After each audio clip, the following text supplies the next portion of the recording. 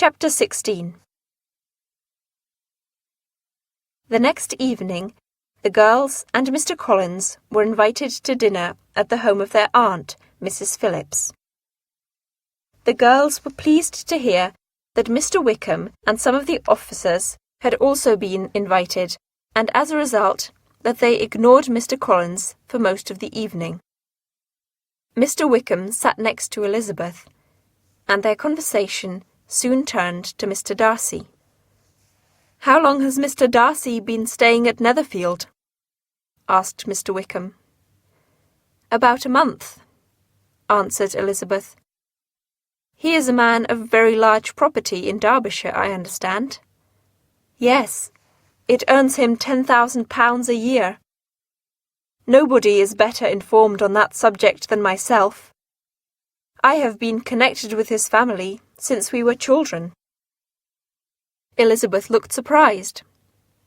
"You may well be surprised after seeing the cold manner of our meeting yesterday. Are you much acquainted with Mr. Darcy?" inquired Wickham. "As much as I ever wish to be," cried Elizabeth. "I have spent 4 days in the same house as him, and think him very disagreeable. He is not at all liked in Hertfordshire. Everybody is disgusted with his pride." "I cannot pretend to be sorry about that," said Wickham. "I wonder whether he will be around here much longer." "I do not know, but I hope his presence in the neighbourhood will not affect your plans to stay here." "Oh, no. I shall not be driven away by Mr. Darcy. If he wishes to avoid seeing me, he must go.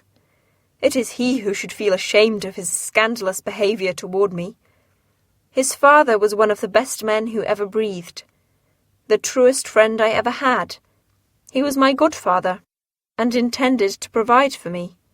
I ought to have been a clergyman, and Mr. Darcy's father had promised me my own church, but after his father had died, Mr. Darcy gave it away to another man." "How is that possible?" cried Elizabeth. "Mr. Darcy said that I did not deserve such an estate, because of my extravagance and imprudence. But the fact is that I am a warm and honest person, and I have sometimes spoken my opinion of him and to him too freely. We are very different sorts of men, and he hates me," stated Mr. Wickham. "This is quite shocking. He deserves to be publicly disgraced." "One day he will be, but not by me. I have too much respect for his deceased father to expose Mr. Darcy." Elizabeth admired these feelings, and thought Mr. Wickham more handsome than ever when he expressed them. "But what," said she after a pause, "could have made him behave so cruelly?" "A thorough dislike of me. My father took care of his father's property in Pemberley. We even lived in the same house. His father was very fond of both my father and myself, and Darcy could not bear it. Though I have never liked Mr. Darcy, I had not thought him so bad as this," said Elizabeth. "He is not only proud, but dishonest. Can his pride have ever done him good? Sometimes, yes. Because of his family pride, he has sometimes been generous to his tenants and to the poor. He has also been a good brother to his sister. What sort of girl is Miss Darcy?" "She is a handsome girl, of about 15 or 16, and I hear she is very accomplished. As a child, she was affectionate and pleasing, and extremely fond of me, but now she is too much like her brother. Very, very proud. Since her father's death, she has been living in London." A little later, Mr. Wickham heard Mr. Collins mention Lady Catherine de Bourgh, and quietly asked Elizabeth if Mr. Collins knew her well. Elizabeth explained that Lady Catherine had recently given Mr. Collins a living, but that he had known her for only a short time. "You know, of course, that Lady Catherine de Bourgh and Mr. Darcy's mother were sisters?" asked Mr. Wickham. She is Darcy's aunt. Her daughter will have a very large fortune, and it is believed that Lady Catherine would like her to marry Darcy and unite the two family estates. This information made Elizabeth smile, as she thought of poor Miss Bingley. She clearly had no chance with Darcy. Chapter 17. The next day, Elizabeth told Jane about the conversation she had had with Mr. Wickham. Jane was astonished. She did not like to think badly of anybody, and believed that it must be all a misunderstanding between Darcy and Wickham. It is impossible that Mr. Darcy is so bad.